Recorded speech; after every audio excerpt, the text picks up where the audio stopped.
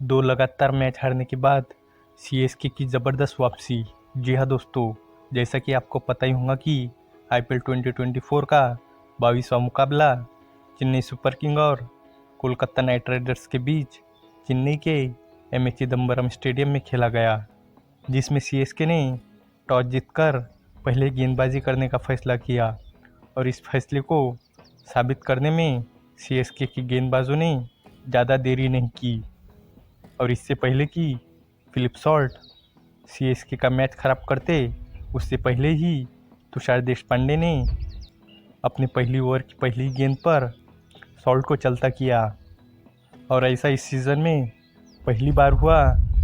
जब किसी टीम का पहला विकेट पहली गेंद पर गिरा हो और ऐसा लग रहा था कि मानो फुटबॉल का स्कोर कार्ड हो, लेकिन इस बार फुटबॉल खिलाने वाले तुषार देशपांडे थे, ना कि ट्रेंट बोल्ट। लेकिन फिर उसके बाद बैटिंग करने आए अंगरिक रघुवंशी और सुनील नारायण ने मिलकर एक शानदार पार्टनरशिप की और केकेआर 6 ओवर के बाद 1 विकेट के नुकसान पर 56 रन बनाने में सफल रही।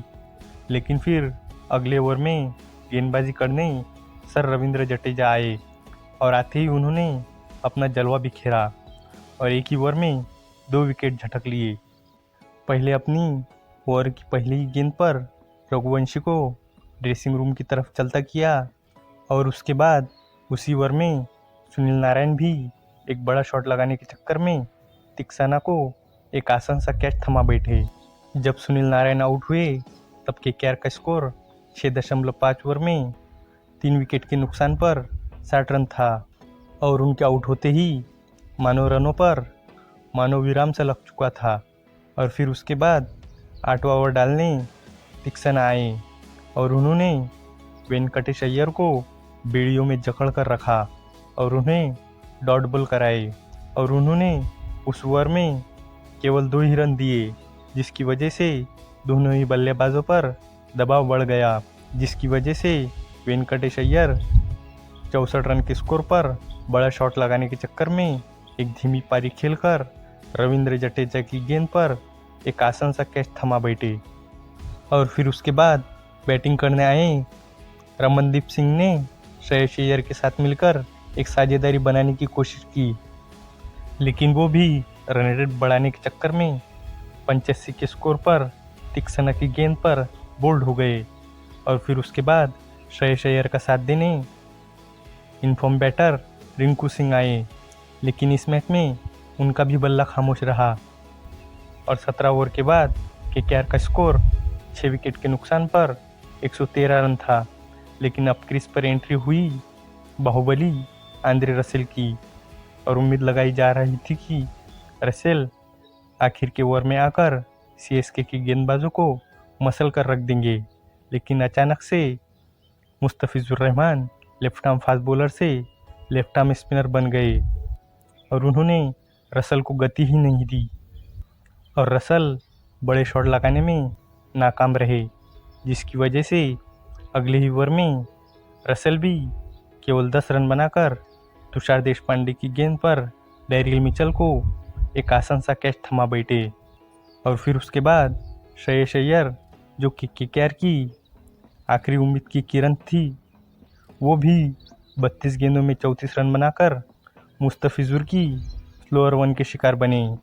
और केकेआर, जो कि एक समय लग रहा था कि 180 के स्कोर तक आराम से पहुंच जाएंगी, लेकिन फिर नारायण के आउट होते ही केकेआर की पारी लड़खड़ा गई और केकेआर जैसे तैसे 20 ओवर के बाद 9 विकेट के नुकसान पर 137 रन बनाने में सफल रही और जवाब में 138 रनों के लक्ष्य का पीछा करने उतरी सीएसके की टीम ने एक संभली हुई शुरुआत की और सीएसके के ओपनर ऋतुराज गायकवाड़ और सचिन रविंद्र ने संभल कर शुरुआत करते हुए पहले विकेट के लिए 20 गेंदों में 27 रन जोड़े। लेकिन फिर सचिन रविंद्र 27 के स्कोर पर वैभव हरवाड़ा की गेंद पर 8 गेंदों में 15 रन बनाकर वरुण चक्रवर्ती को एक आसान सा कैच थमा बैठे। और फिर उसके बाद 3 नंबर पर बैटिंग करने डैरिल मिचेल आए और उन्होंने गायकवाड़ का साथ बखूबी निभाया और सीएसके पहले पावर प्ले में 6 ओवर के बाद 1 विकेट के नुकसान पर 52 रन बनाने में सफल रही और दोनों ने मिलकर दूसरे विकेट के लिए शानदार 55 गेंदों में 70 रन जोड़े। लेकिन फिर डैरिल मिचेल 97 के स्कोर पर 13वें ओवर में नारायण की गेंद पर एक बड़ा शॉट लगाने के चक्कर में 19 गेंदों में 25 रन बनाकर बोल्ड हो गए। लेकिन आउट होने से पहले उन्होंने सीएसके को एक अच्छी पोजीशन में ला दिया था और जो बचा हुआ काम था वो 4 नंबर पर शिवम दुबे ने आकर पूरा कर दिया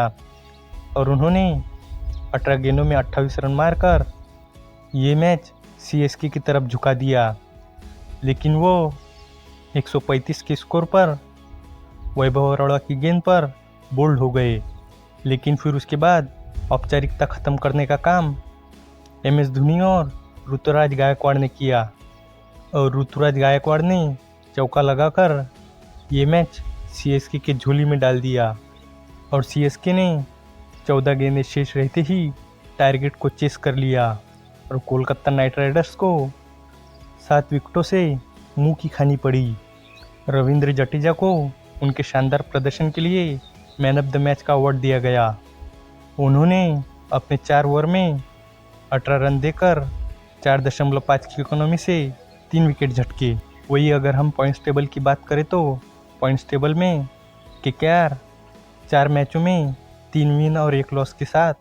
2 नंबर पर बनी हुई है। वही अगर हम सीएसके की बात करें तो सीएसके 5 मैचों में 3 विन के साथ और 6 पॉइंट के साथ 4 नंबर पर बनी हुई है। आपको क्या लगता है कि सीएसके टीम इस बार ट्रॉफी उठा पाएंगी या नहीं? कमेंट में ज़रूर बताना और अगर वीडियो पसंद आई हो तो वीडियो को लाइक और चैनल को सब्सक्राइब ज़रूर करना।